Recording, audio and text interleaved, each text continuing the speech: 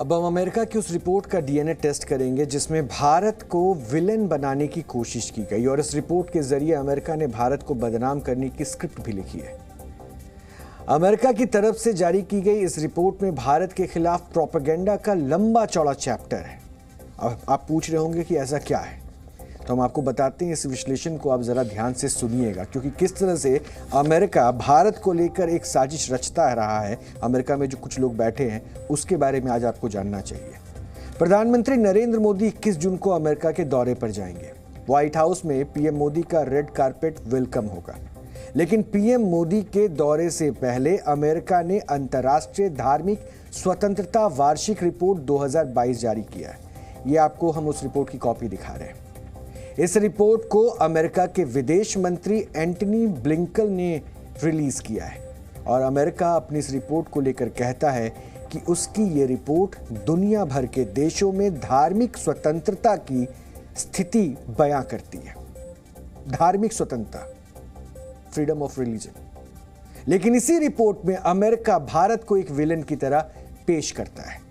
इस रिपोर्ट में दरअसल भारत को एक खलनायक के तौर पर दिखाया गया है और अमेरिका की अंतर्राष्ट्रीय धार्मिक स्वतंत्रता वार्षिक रिपोर्ट 2022 में यह कहा गया कि चीन, रूस, सऊदी अरब समेत भारत जैसे देशों में अल्पसंख्यकों पर हमले लगातार बढ़ रहे हैं। भारत में राज्य सरकारें अल्पसंख्यकों, खास करके मुसलमानों के खिलाफ मनमानी करती है। इस रिपोर्ट में ये बातें लिखी गई है जो मनगढ़ंत है। रिपोर्ट में इस बात का जिक्र है कि भारत के कई राज्यों में पुलिस ने ईसाई धर्म के लोगों को यह कहते हुए गिरफ्तार किया कि वो हिंदुओं का धर्म परिवर्तन करा रहे हैं। अमेरिका की इस रिपोर्ट में गुजरात का भी जिक्र है और रिपोर्ट में लिखा है कि गुजरात में सादी वर्दी में पुलिस वालों ने अक्टूबर में हिंदुओं को घायल करने के आरोप में 4 मुसलमानों को पीटा। मुसलमानों के घरों और दुकानों पर बुलडोजर चलाए गए। अमेरिका की इस प्रोपेगेंडा रिपोर्ट में अप्रैल 2022 का भी जिक्र है, जब एमपी के खरगोन में हिंसा हुई थी। रिपोर्ट में इस हिंसा का जिक्र करते हुए लिखा गया है कि राज्य सरकार ने मनमाने ढंग से मुस्लिम अल्पसंख्यकों पर कार्रवाई की थी और बुलडोजर से उनके घर तोड़ दिए थे। आपको वो वाकया याद है? हुआ क्या था?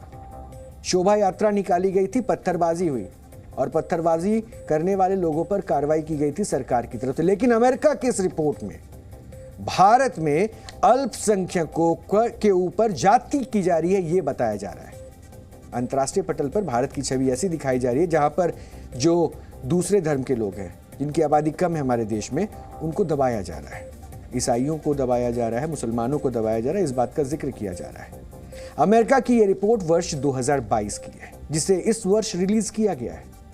लेकिन हैरानी की बात तो यह है कि इस रिपोर्ट में वर्ष 2020 की दिल्ली हिंसा का भी जिक्र है।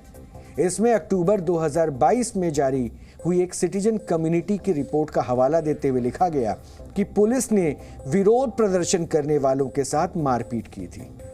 इनमें से ज्यादातर प्रदर्शनकारी मुसलमान थे।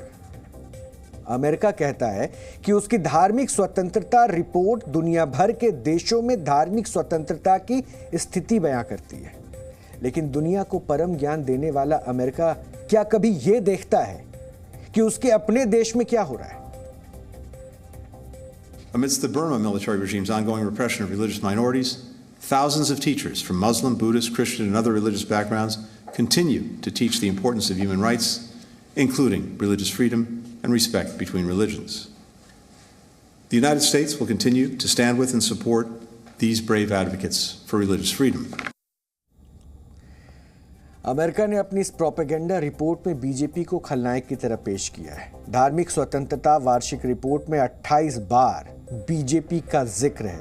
विश्व हिंदू परिषद यानी कि वीएचपी का 24 बार जिक्र किया गया है। बजरंग दल का रिपोर्ट में 7 बार जिक्र हुआ है और रिपोर्ट में पूरे भारत में बीजेपी नेताओं की तरफ से दी गई हेट स्पीच, भड़काऊ या विभाजनकारी बयानों का भी जिक्र किया गया है।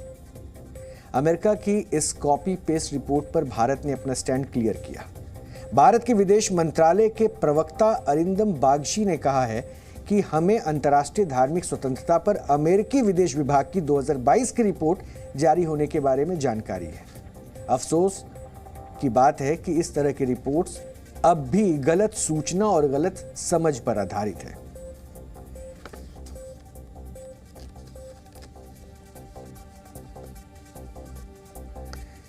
वैसे तो अमेरिका खुद को फ्री स्पीच का वर्ल्ड चैंपियन मानता है, पूरी दुनिया में लोकतंत्र का ठेकेदार बनता है, लेकिन दूसरे देशों की छवि धूमिल करने के लिए हर वर्ष थोक के भाव रिपोर्ट जारी करता है, जिससे उसकी खुद की इमेज ही खराब हो रही है। सच तो यह है कि खुद उसी की इमेज खराब हो रही है।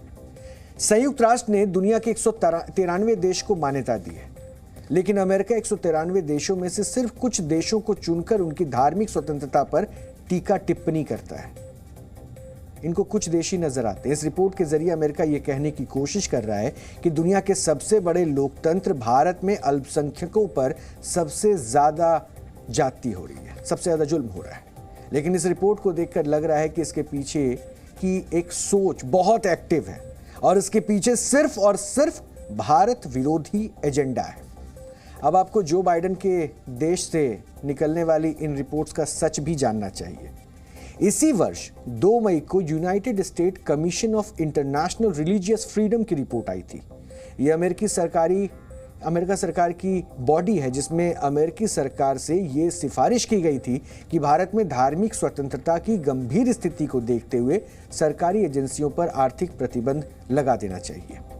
यूएस स्टेट डिपार्टमेंट की country reports on human rights की वार्षिक रिपोर्ट में भी भारत की स्थिति को बहुत अच्छा नहीं बताया गया था। मार्च 2022 में अमेरिका के एक एनजीओ फ्रीडम हाउस की रिपोर्ट आई थी।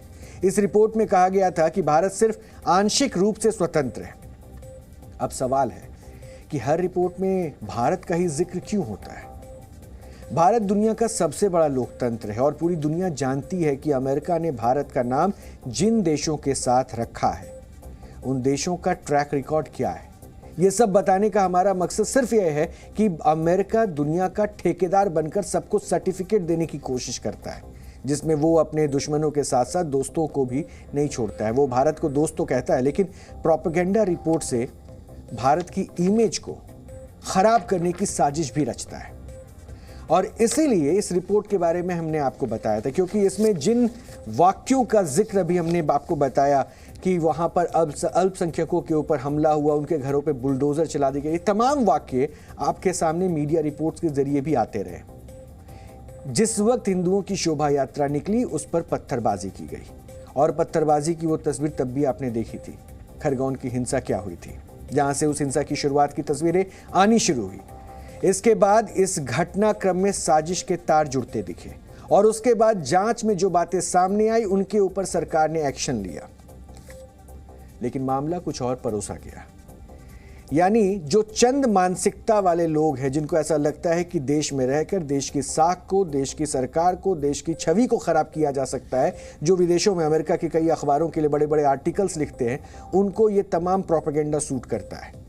और शायद उसी प्रोपेगेंडा के साथ इस विचारधारा को जोड़कर भारत की छवि को जितनी धूमिल की जा सकती है, उसकी कोशिश में ये लगे रहते हैं, ताकि उनका दुकान सजता रहे। और इसलिए इस प्रोपेगेंडा की ये तस्वीर आज आपको जाननी चाहिए थी। जी न्यूज़।